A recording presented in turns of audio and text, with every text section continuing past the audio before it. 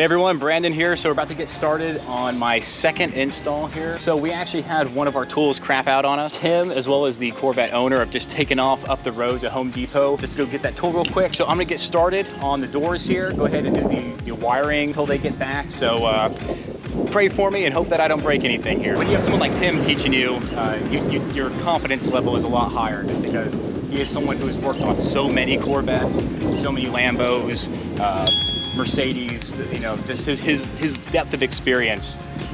So let's get to it. Okay, so far so good. I've gotten as far as I can by myself without Tim here guiding me through the next steps. We've got both of the door panels off, wiring moved around. Right now I'm just waiting on that green light check from Tim, second he gets back from Home Depot, and then we will move on to the front bumper and fenders. They do fit. I think they accent my eyes. Of course they do. I mean, and that's how we roll in this industry. Everything's got to match. You know, we brought a red truck because we knew it was a red Corvette. I wore my red pants today. Have you noticed? He just had to leave the skirt in the bag because that's just not work appropriate. Well, not on this job. And every time he bent over, you'd just see his thong. So it was just, oh, thank you, sir. that was weird when I saw it too. Ain't gonna lie. You guys were looking? Well, it's good for. He was looking. I mean, it's good for the nuts and bolts. I only want to see the car's nuts and bolts, not yours. So Brandon just took his first bumper off, kind of basically on his own. Yeah, no, it's good. It's there's a bit of a shimmy and a motion to it. Oh, the last time my wife did a little shimmy, she gave birth to my baby. But it's all about the shimmy. It's all about the shimmy. You have to be real patient and careful with because, you know, if you pull it off too fast, then it's gonna hit this concrete and you'll scratch up someone's baby. So just needs something that he can practice cutting before he cuts your car. Yeah. You're fucking killed. Like any plastic, anything plastic that you don't care about, wood and the multi-tools aren't designed for that, not with the blade that's on there. I think you need that one day though. What?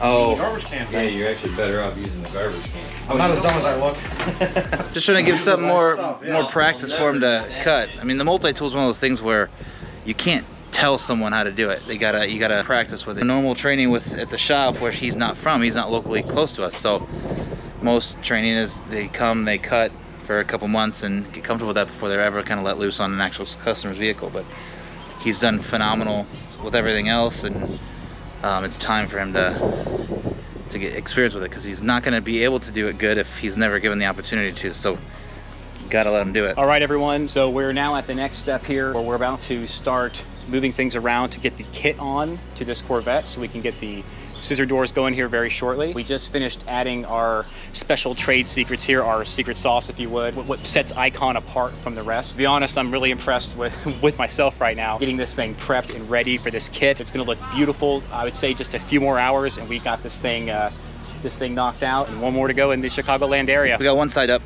as you can see here, one side. This side was done by me. How's it going? I think the battery's Yeah, just pop the other one in there. Is your charger plugged in? That red one, the Milwaukee one? yes. Just on straight back there, you'll see that red one, and just hit the little dick on the little knob in the thing. Jesus Christ! Just throw the dick in the thing. I don't know. What should we talk about on this one? Whatever you want. It's your show. Y'all hear that? It's my show. I think he's gonna regret that real soon. Check that out. See that? No wire. It's freaking magic. And that right there, the seal of approval. So, still working on my side. It's a work in progress. You know, his is like a finished cheesecake. Mine's like pudding. It's still being formed here, but it'll get done here in a minute. This right there, y'all. Whips and wheelies. You gotta check out D-Man.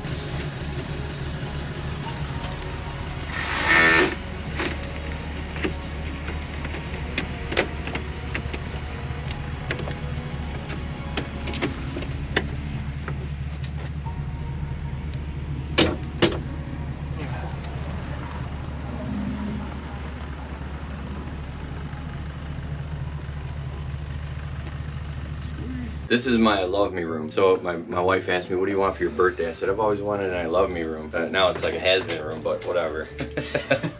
Just, wow. She hasn't really finished. But yeah, I mean, just a bunch of stuff that's gone on. You know, this is some, so this is an EK line of somewhere that LBZ made, and Evo Knievel signed it. And I actually was friends with him for a long, long time, and I asked him, could I make this before we made it? Yeah. And so that's kind of a big deal. So you were like a professional rider, obviously. Oh yeah, I was a top guy in the world for like 20 years.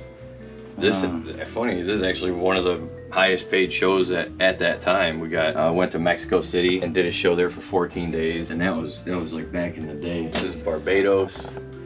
I was out there with Kyle Woods and Jesse Toller. As a matter of fact, here is Jesse Toller in that same newspaper, right there. And I told him, that's the kind of stuff you should give to your sponsors. He's like, you think? Yeah, I think, bro. That's that's a sick picture, and that was the front cover. Yeah, like you should hand that out. This is just a buddy of mine who lived down the street, and I rode with every now and then. I was like, hey, you want to be on a magazine? And he was like, heck yeah, bro! And it turned out to be on the front cover, like a whole bunch of magazines. These are most of the videos that I did, but not, there was movies and a lot of TV work and picture work. It is kind of like a time warp.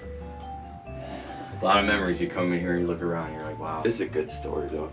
So this was a story about a guy who wound up passing away, Charlie. It was in 2002 at Daytona Bike Week, and that's actually a good story. Anybody who wants to look that up it's worth a read. I think the internet title on that stuff is Charlie and D-Man 2002. I mean, I've never seen someone get that close. And the funny thing almost is completely off the bike.